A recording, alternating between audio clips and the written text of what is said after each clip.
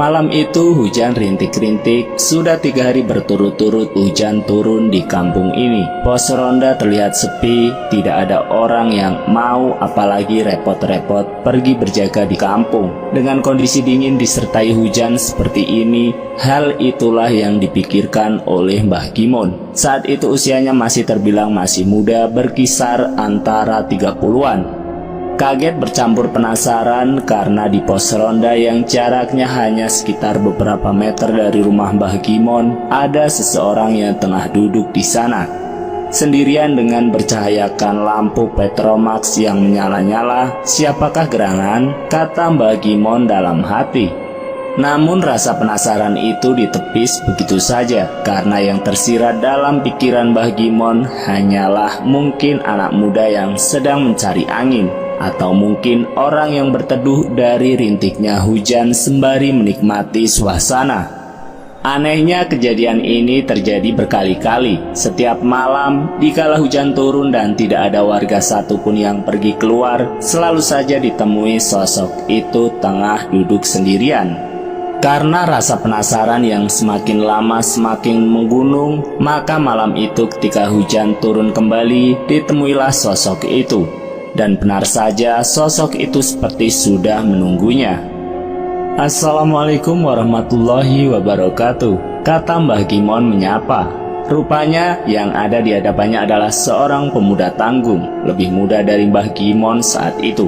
Pemuda itu tidak menjawab, hanya tersenyum tipis. Tidak ada hal yang membuat Mbah Gimon lebih curiga manakala baru pertama kalinya dia melihat wajah pemuda ini ada di kampung yang hanya dihuni oleh beberapa kepala keluarga saja. Siapa ya? Kok baru pertama kali saya lihat kamu? Pemuda itu lagi-lagi tidak menjawab, hanya duduk dan melihat Mbah Gimon sembari tersenyum tanpa arti. Hal itu membuat Mbah Gimon tidak nyaman. Dinginnya malam sudah mulai menusuk tulang. Sembari menunggu jawaban, Mbah Gimon merasa semakin curiga dengan pemuda ini. Tidak beberapa lama muncul seseorang lain dengan baju koko dan peci putih. Aromanya wangi berjalan dalam keheningan. Yang tahu menau, orang itu sudah berdiri di hadapan Mbah Gimon dan pemuda itu. Assalamualaikum, katanya dengan ramah. Waalaikumsalam, jawab Mbah Gimon. Sembari mencium tangan orang itu yang rupanya adalah Pak Muslimin, guru ngaji sekaligus imam surah di kampung ini. Dengan sekali lihat, mata Pak Muslim memandang pemuda asing itu. Lama ia melihatnya lalu ikut duduk bergabung bersama. Ada apa, Tanak? Kok kamu ada di sini? Untuk pertama kalinya pemuda itu menjawab. Suaranya kecil dan tampak sopan. Saya baru saja diusir oleh Maharatu, jadi belum punya tempat. Mbah Gimon tampak tertegun atas apa yang diucapkan oleh pemuda itu yang terdengar asing di telinganya. Apa maksudnya Maharatu dan siapa yang mengusir pemuda ini? Namun Mbah Gimon memilih mendengarkannya. Oh begitu ta, kata Pak Muslim. Sudah begini saja, bagaimana kalau kamu tak kasih tempat tinggal biar kamu tidak mengganggu warga sini, kata Pak Muslim. Mbah Gimon masih terlihat bingung. Baik Pak, bila ada saya mau. Ada, kata Pak Muslim. Nama tempat tinggal yang ditawarkan itu namanya Sapi. Mbah Gimon tambah bingung dengan ucapan Pak Muslim. Sebenarnya apa yang sedang dibicarakan oleh Pak Muslim dan pemuda asing ini? Kenapa membahas sapi dan lain sebagainya? Rupanya tidak beberapa lama terdengar suara langkah kaki mendekat.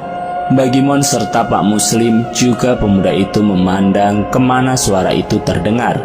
Rupanya Mbak Pah, istrinya Pak Muslim yang baru saja datang. Aduh Pak, ini loh tak bawakan payung. Saya khawatir Bapak belum juga pulang dari tadi. Dan tiba-tiba pemuda itu berdiri lalu berujar dengan senyuman di wajahnya. Oh, ini tapak yang namanya Sapi itu. Pemuda asing itu tiba-tiba lenyap begitu saja, menghilang. Mbah Gimon tampak kaget setengah mati. Baru pertama dia bisa melihat ada manusia bisa menghilang dari hadapannya. Berbeda dengan Mbah Gimon, Pak Muslim terlihat panik. Benar-benar setan satu ini, katanya sembari mendekati istrinya yang tiba-tiba berdiri dengan mata kosong. "Ada apa toh Pak?" kata Mbah Gimon. Wajahnya masih bingung bercampur ngeri bila menyaksikan hal di luar nalar seperti ini. "Ini loh Mon, setan yang satu ini sudah enak tak tawari badan sapi, malah masuk ke badannya istriku. Apa dikira istriku ini sapi?" "Setan opo toh Pak?" "Loh, jadi dari tadi kamu tidak tahu anak lelaki yang menemani kamu dari tadi di sini?" Mbah Gimon menggelengkan kepalanya. "Itu tadi yang menemani kamu bukan manusia, itu pocong dari pabrik gula yang ada di sana." Kaget Mbah Gimon tampak pucat. Pak Muslim pun pergi dengan membawa istrinya pulang. Entah apa yang akan dilakukan Pak Muslim untuk mengeluarkan pocong itu dari tubuh istrinya. Karena setelah itu Mbah Gimon berlari pulang dan mencoba melupakan apa yang baru saja terjadi.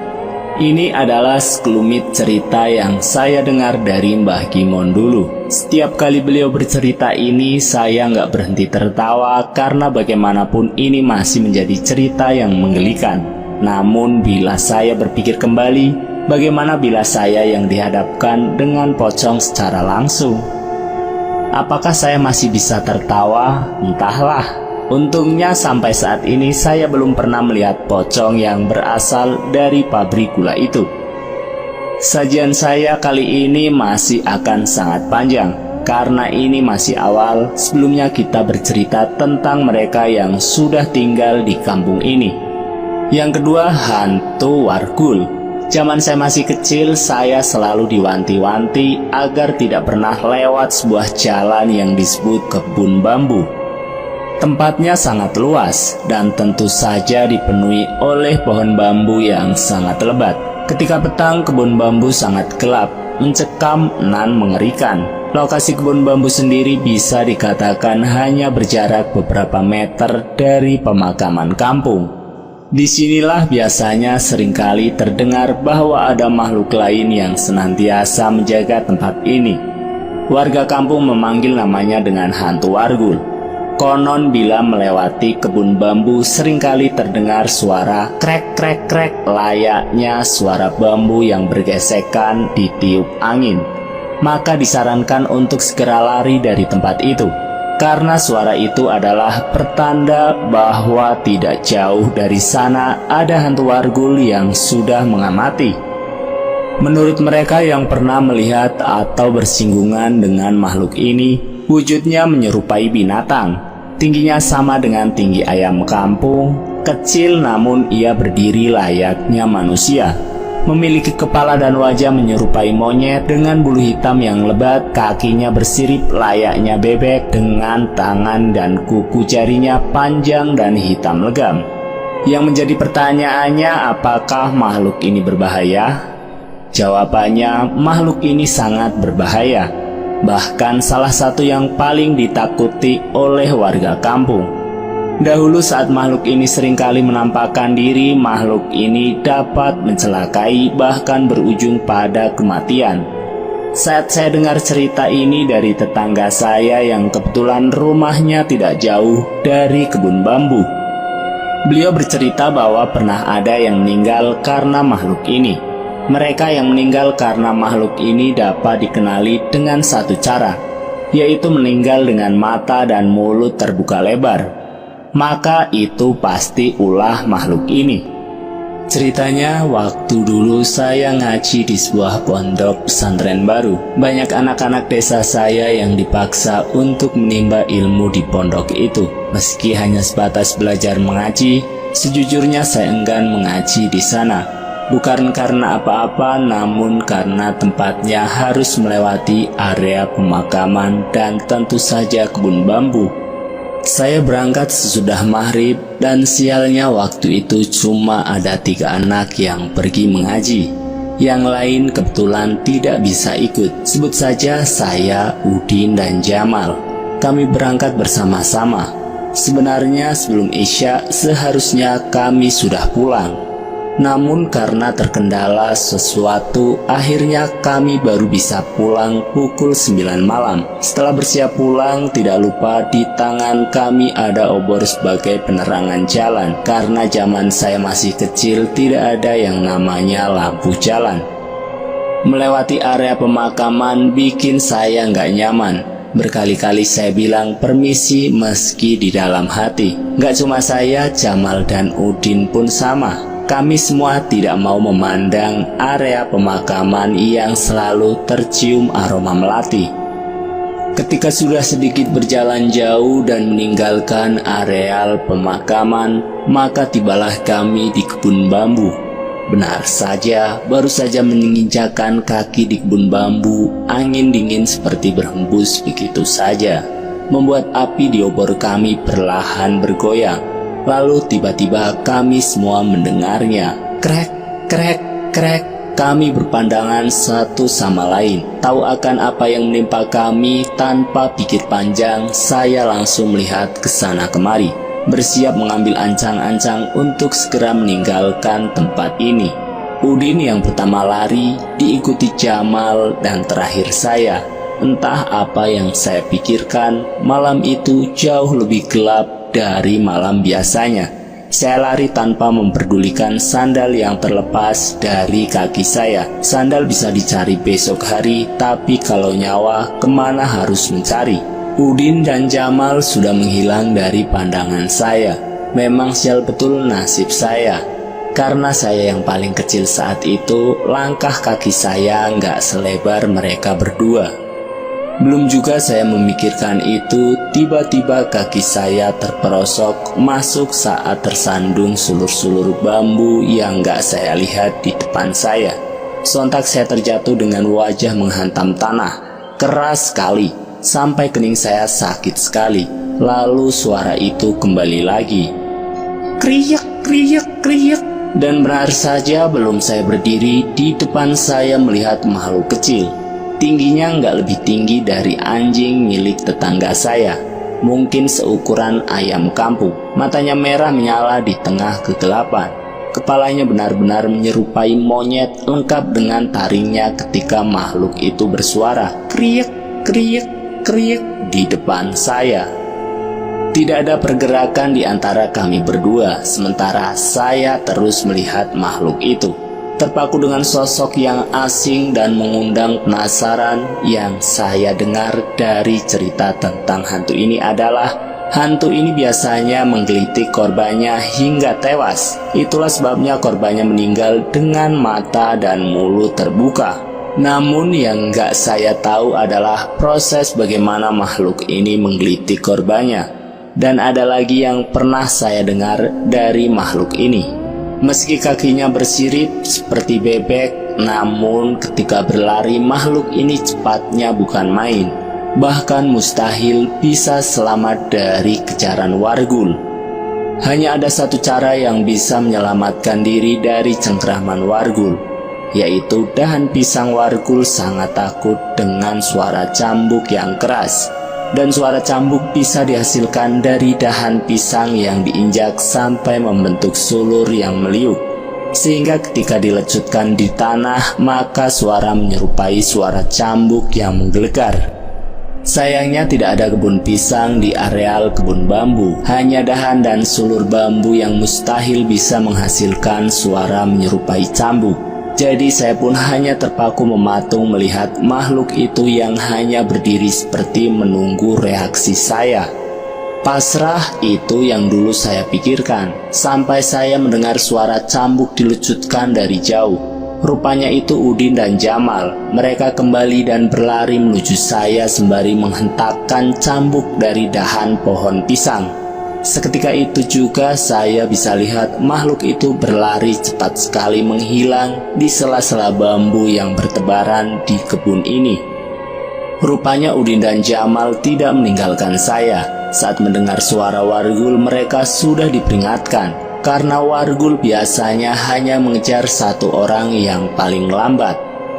Wargul tidak pernah bisa menyerang lebih dari 1 kali, dan untuk itulah yang pertama kali mereka lakukan adalah mencari pohon pisang karena mereka tahu saya nggak bakal bisa lari secepat mereka.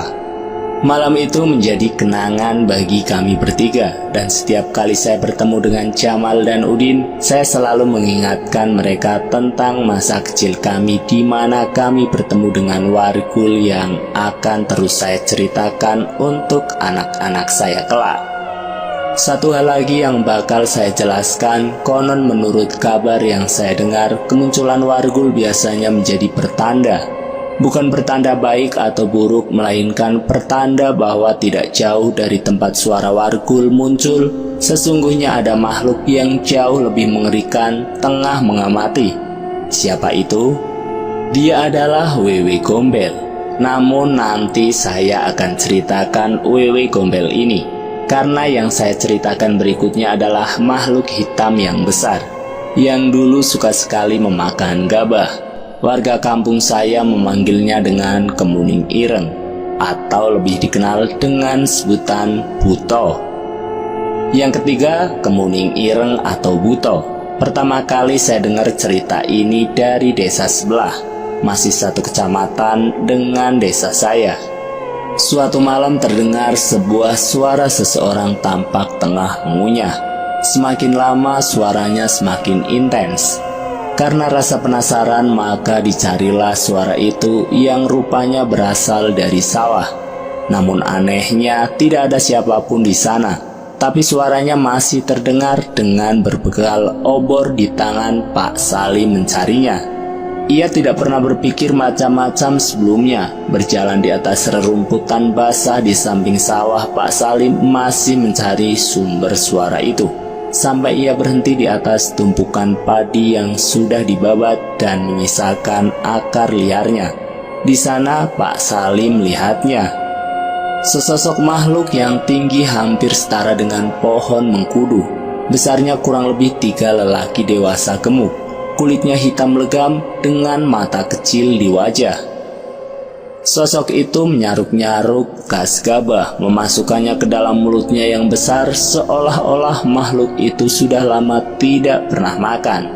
Melihat itu, Pak Salim sampai harus menahan nafas karena Pak Salim tahu makhluk apa yang ada di hadapannya. Menunggu sendirian, Pak Salim masih menunggu makhluk itu pergi. Dan benar saja, setelah puas melahap habis sisa gabah di depannya, makhluk itu pergi. Langkahnya tersaruk-saruk. Yang Pak Salim ingat hanya satu, bau tubuhnya seperti bau ubi dipanggang dalam api. Berpikir bahwa Pak Salim sudah aman, beliau menceritakan ini pada semua orang. Beberapa menanggapinya dengan tidak percaya, yang lain menanggapi dengan ngeri, dan yang membuat Pak Salim harus menelan ludah adalah ketika Pak Salim bercerita pada tetangganya. Wajahnya pucat mendengar tutur kata Pak Salim, seolah tiap kalimatnya seperti racun. Dengan gagap tetangga Pak Salim memberitahu sebuah mitos tua tentang makhluk yang suka memakan gabah itu. Kemuning ireng katanya. Menurut kepercayaan, kemuning ireng memang berkeliaran setiap malam. Biasanya ia hanya memakan sisa gabah dari sawah yang baru saja dipanen. Dan sesiapa yang melihat kemuning ireng untuk menjaga lisannya dan tidak menceritakannya kepada siapapun. Karena orang Jawa percaya kemuning ireng muncul biasanya diikuti oleh pertanda bahwa di musim berikutnya sawah itu akan panen kembali dengan hasil yang lebih memuaskan. Namun ada satu pantangan yang tidak boleh dilakukan. Sesiapa yang melihat kemuning ireng dilarang keras menceritakan wujudnya kepada siapapun, karena kemuning ireng bisa mencium aroma darah manusia. Dan bila malam itu Pak Salim berpikir bahwa makhluk itu tidak tahu bahwa Pak Salim memergokinya. Sepertinya Pak Salim harus berpikir kembali. Bisa saja kemuning ireng itu memang sedang mengujinya dengan cara berpura-pura tidak tahu, dan dengan kejadian bahwa Pak Salim sudah menceritakan tentang kemunculan makhluk ini. Pak Salim mulai diliputi rasa takut. Setiap malam beliau akan berhenti di pintu rumah, melihat keluar dari jendelanya, berharap makhluk itu tidak datang menemuinya. Malam demi malam dilewati Pak Salim dengan rasa khawatir yang bertumbuh menjadi paranoid parah. Sampai di malam yang entah keberapa, Pak Salim mencium aroma familiar, aroma ubi yang baru saja dibakar di bara api. Pak Salim terdiam melihat sesuatu mendekat. Di zaman itu tidak ada rumah penduduk yang terbuat dari batu bata dan semen, karena rumah zaman dulu kebanyakan dibangun dari bambu atau kayu. Pak Salim hanya duduk bersembunyi di balik pintu, menunggu dan berharap makhluk itu hanya sekedar lewat. Namun aromanya semakin menyengat. Tidak beberapa lama aroma itu menghilang, lenyap begitu saja. Pak Salim kembali mengintip apakah makhluk itu benar-benar pergi. Dilihatnya dari sela bambu di dalam rumahnya, dan benar saja, bayangan yang tadi mendekat sudah lenyap. Berpikir bahwa malam ini Pak Salim sudah aman, Pak Salim bergegas menuju kamarnya. Namun kaget bercampur kebingungan, Pak Salim melihat istrinya sedang tidur dengan dirinya sendiri. Benar, di atas ranjang ada sosok yang menyerupai dirinya sedang tidur bersama istrinya. Rupanya itu bukan mimpi. Berkali-kali Pak Salim mengingatkan dirinya, sampai ia sadar aroma sosok yang menyerupai dirinya tercium seperti aroma ubi rebus. Disitulah Pak Salim sadar, makhluk itu entah dengan cara apa dan bagaimana sudah menjelma menjadi dirinya. Pertanyaannya sekarang, apa yang terjadi dengan Pak Salim? Kabarnya setelah kejadian itu, Pak Salim ditemukan dalam keadaan gila. Istrinya yang pertama kali tahu, namun banyak warga yang mengatakan apa yang terjadi dengan Pak Salim karena kelakuannya tempo hari, menceritakan apa yang seharusnya tidak diceritakan. Tetangganya sendiri menceritakan semuanya kepada istrinya. Apa yang terjadi dengan Pak Salim adalah ulah dari kemuning ireng, dan memang kebanyakan dari mereka bila berurusan dengan makhluk ini hanya memiliki dua pilihan: mati secara tidak wajar atau menjadi gila selama-lamanya. Yang keempat, Mbah Putri atau Bahulawayan dan jin penjaga. Mbah Putri adalah salah satu tetua paling dihormati dulu di kampung ini. Karena sebelum kampung ini benar-benar berdiri seperti saat ini, Mbah Putri lah yang pertama kali tinggal di sebuah rumah besar dengan gaya arsitektur Belanda. Menurut kabar yang sering saya dengar dari orang-orang, sehari-hari Mbah Putri mengenakan kebaya lengkap dengan sanggulnya. Akan tetapi ada hal yang membuat warga sedikit takut dengan Mbah Putri. Apa itu? Kabarnya di belakang Mbah Putri kadang terlihat manusia yang tinggi besar. Beberapa menyebutnya dengan jin penjaga yang mengikuti Mbah Putri. Dan berapa jumlah mereka? Mungkin ini terdengar sedikit berlebihan. Menurut apa yang saya dengar dari cerita orang-orang yang mengikuti Mbah Putri, hampir seperti sebuah pasukan kerajaan. Ada lagi yang membuat Mbah Putri sedikit ditakuti, yaitu dia seringkali memakan bunga-bungaan yang tumbuh di halaman rumahnya secara langsung tepat di depan warga kampung. Benarkah Mbah Putri sebegitu misteriusnya? Kali ini saya akan ceritakan secara detail siapa Mbah Putri sebenarnya. Mbah Putri pertama kali datang dan membangun rumah di kampung ini setelah mengikuti suaminya yang adalah seorang menir yang bertugas mengawasi lahan tebu. Suaminya Mbah Putri sendiri memiliki kedudukan strategis di pabrik gula dekat kampung saya. Saat sebelum kampung ini dihuni, yang ada di sini hanya sebuah rawa yang dipenuhi oleh pepohonan rindang. Di kiri kanan rumah pun hanya ada tanam-tanaman liar. Saat itu keadaan kampung ini nyaris seperti alas kecil, begitu sepi dan mencekam. Selama pernikahan Mbah Putri dengan suaminya atau menir itu, Mbah Putri belum juga dikaruniai seorang anak. Kabarnya banyak gosip yang berkembang, bahkan sampai suami ke-14-nya beliau, Mbah Putri, kabarnya tidak boleh bersetubuh dengan lelaki manapun termasuk suaminya sendiri. Namun itu hanya sebuah rumor. Yang terjadi adalah suami Mbah Putri lebih banyak menghabiskan waktu di pabrik atau lahan tebu yang jaraknya tidak terlalu jauh dari desa saya. Karena sendirian inilah kabarnya Mbah Putri seringkali berinteraksi dengan mereka yang berbeda alam. Disinilah pertanyaan terbesar saya. Mungkinkah kesepian yang membuat Mbah Putri beralih menjadi sesuatu yang membuat orang-orang berpikir bahwa Mbah Putri memiliki ilmu hitam? Sebegitu kuatnya kah beliau? Sampai tidak ada yang berani membicarakan beliau, termasuk para tetua kampung. Namun ada cerita yang selalu membuat saya merinding tiap kali saya ingat.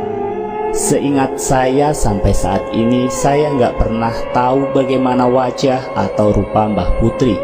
Namun ibu selalu mengatakan bahwa saya seringkali didatangi oleh Mbah Putri. Bahkan ibu bercerita Mbah Putri sudah menganggap saya sebagai anaknya. Sekarang tiap saya ingat nama beliau, saya selalu terbayang wajah wanita tua yang nggak pernah saya lihat secara nyata. Namun wajah wanita tua itu selalu terkenang, termasuk ketika saya melihat Nini Towo. Wajahnya nyaris sama persis. Mungkinkah itu wajah Mbah Putri? Saya nggak tahu. Kembali lagi ke cerita Mbah Putri. Disinilah dulu Mbah Putri kabarnya pernah membuat sebuah patung kecil yang dibuat dari jerami dan batok kelapa. Patung itu tepat diletakkan di depan rumahnya.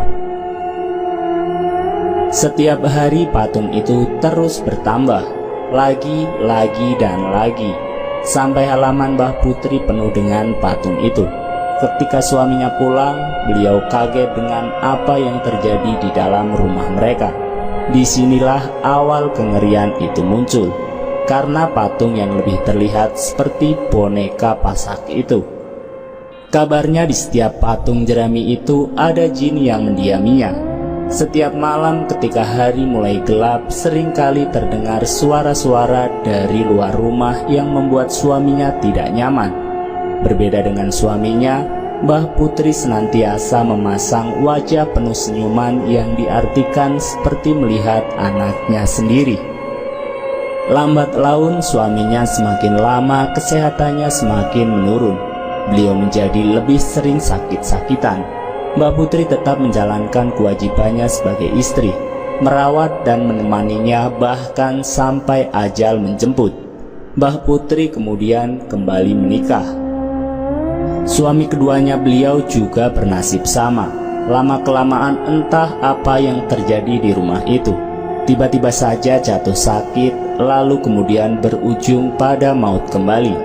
Di sini mulai banyak pendatang yang menempati lahan di kampung ini.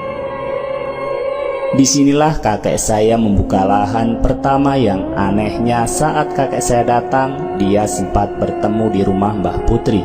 Berceritalah kakek saya waktu itu, rumah Mbah Putri kabarnya ramai oleh suasana tidak mengenakan. Dan benar saja rupanya pasak-pasak yang dipasang memang bukan pasak sembarangan. Rupanya itu adalah cara Mbah Putri melindungi dirinya. Melindungi dari apa? Oke, sekarang saya akan melanjutkan cerita tentang Mbah Putri. Di pernikahan berikutnya, itulah Mbah Putri baru diketahui bahwa beliau adalah Bahulawean. Apa itu Bahulawean? Bahulawean adalah mereka-mereka yang umumnya sudah disukai oleh jin sejak pertama mereka lahir.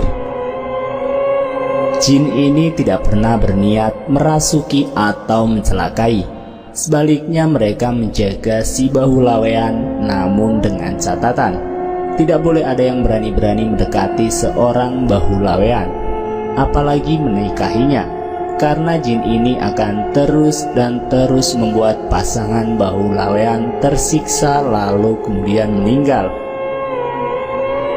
Cara membunuhnya menurut orang yang tahu perihal fenomena ini, setiap malam hari ketika sudah terlelap, jin ini akan menghisap darah pasangannya perlahan-lahan, dan hal inilah yang lambat laun menjadi rasa sakit hingga berujung kematian. Namun biasanya bahu lawean hanya berakhir di pernikahan ketujuh, karena setelah pernikahan ketujuh, bahu lawean terlepas dari ikatan jin itu. Yang menjadi pertanyaannya, kenapa Mbah Putri bisa menikah hingga 14 kali? Jawabannya karena yang ikut Mbah Putri bukan satu jin, melainkan satu pasukan jin. Jadi saya akhiri soal Mbah Putri dan bahu lawean. Kita lanjut ke cerita berikutnya. Cerita berikutnya yaitu Nyai Pigih. Tak ada yang tidak tahu bila mendengar nama Nyai Pigih, terutama warga RT 05, karena kabarnya Nyai Pigih tinggal di area ini. Desa ini memiliki 6 RT, di mana RT 5 adalah RT yang paling dekat dengan rawa dan area pemakaman. Serta RT 05 merupakan RT yang paling sepi warganya. Bahkan jarak satu rumah ke rumah lain sangat jauh. Selain itu, RT 05 juga adalah RT yang paling subur, sejuk dan nyaman, karena masih ditumbuhi banyak pohon. Jadi cuaca panas pun tidak pernah terasa di RT 05. Namun kenyamanan RT 5 sepertinya tidak bisa diucapkan manakala matahari sudah tenggelam. Kenapa? Karena ketika hari petang, RT 05 adalah RT yang paling mengerikan. Bukan hanya karena sepi dan gelap gulita, namun karena banyaknya aktivitas dunia lain yang kadangkala bersinggungan dengan warga, termasuk kehadiran Nyai Pigih. Siapa Nyai Pigih? Nyai Pigih, atau yang lebih dikenal dengan Pigih yang berarti perawan, adalah sosok wanita yang bergaun putih dengan rambut panjang yang terurai hingga menyentuh tanah. Menurut warga yang pernah melihatnya, penampilannya selalu berbeda-beda, namun inti kehadirannya sama, yaitu bahwa Nyai Pigih adalah seorang perempuan yang pernah hidup dan meninggal di hari di mana ia akan menikah, sehingga ia bergentayangan dan suka menampakkan diri pada laki-laki. Namun faktanya, Nyai Pigih lebih sering menampakkan dirinya di hadapan anak buncit, yaitu anak terakhir. Yudi adalah teman saya sewaktu SMP. Rumahnya ada di RT 05. Dulu Yudi pernah punya pengalaman dengan Nyai Pigih, yang menurutnya ia tinggal di pohon cuet samping kamarnya. Rumah Yudi sendiri berdiri di tanah paling ujung, berdekatan dengan kebun bambu. Tetangga terdekatnya adalah seorang kakek nenek bernama Mbah Giso, yang menempati lahan kebun bambu. Setiap petang rumah Yudi pasti sudah ditutup, dan memang zaman dulu selalu seperti itu. Kamarnya sendiri berada di belakang, dan di samping kamar Yudi ada sebuah pohon juwet tua. Semua orang pasti tahu apa itu pohon juwet. Sejak dulu pohon juwet memang menyimpan sejuta misteri, karena menurut kabar pohon juwet adalah salah satu pohon yang disukai oleh bangsa lelembut, termasuk pohon juwet di samping kamar Yudi. Setiap malam Yudi mencium aroma melati yang menyengat dari luar kamarnya. Aroma melati bukanlah hal asing bagi mereka yang sudah terbiasa menciumnya, karena mitosnya aroma melati seringkali dikaitkan dengan kehadiran 3 makhluk: kuntilanak, sundel bolong, dan Nyai Pigih. Namun kali ini tidak hanya aroma melati yang tercium, namun sebuah ketukan di jendela kayu kamar Yudi.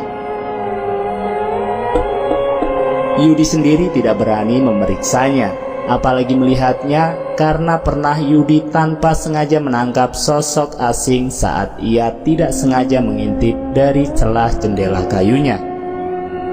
Yudi melihat sesuatu di sudut lahan luar kamarnya. tepat di bawah pohon juwet ada seseorang yang sedang menjongkok. Ia mengenakan gaun putih dengan rambut yang sangat panjang. Awalnya Yudi mendengar suara lirih, seperti seseorang sedang bernyanyi, membuyarkan kantuk Yudi. Berbekal nekat dan penasaran, Yudi mengintipnya. Ketakutan adalah hal pertama yang Yudi rasakan. Meski membelakangi, namun Yudi tahu suara itu berasal dari dia yang ada di sana. Nadanya hampir menyerupai nada sinden yang biasa terdengar di pergelaran wayang. Lama Yudi mengamati sampai ia membalikkan wajahnya. Setelah itu Yudi melesat ke tempat tidur, mencoba melupakan apa yang baru saja dia lihat. Apakah semuanya berakhir di sini? Kabarnya semenjak kejadian itu, Yudi seringkali merasakan bahwa dia terkadang mampir dan masuk ke dalam kamar Yudi. Yang paling tidak akan bisa Yudi lupakan adalah ketika Yudi melihatnya duduk di almari baju Yudi, menatapnya dengan bibir tersenyum. Meski begitu, Yudi mengatakan bila Nyai Pikih tidak pernah sampai membuatnya celaka, hanya menampakkan dirinya sesekali seolah memberitahu eksistensinya di hadapan Yudi. Selanjutnya adalah Sundel Bolong. Ada satu jalan di kampung saya yang bisa dikatakan paling dihindari, karena di jalan ini seringkali terlihat seorang wanita yang cantik nan jelita tengah duduk menunggu pedagang keliling lewat. Hanya saja di punggung wanita itu ada sebuah lubang menganga. Ya, warga kampung memanggilnya Sundel Bolong. Tidak sedikit mereka yang pernah bersaksi melihat makhluk yang satu ini, karena kecantikannya kadang membuat seseorang tidak sadar. Termasuk Cak Mun yang dulu seringkali berjualan bakso dagangannya di kampung saya.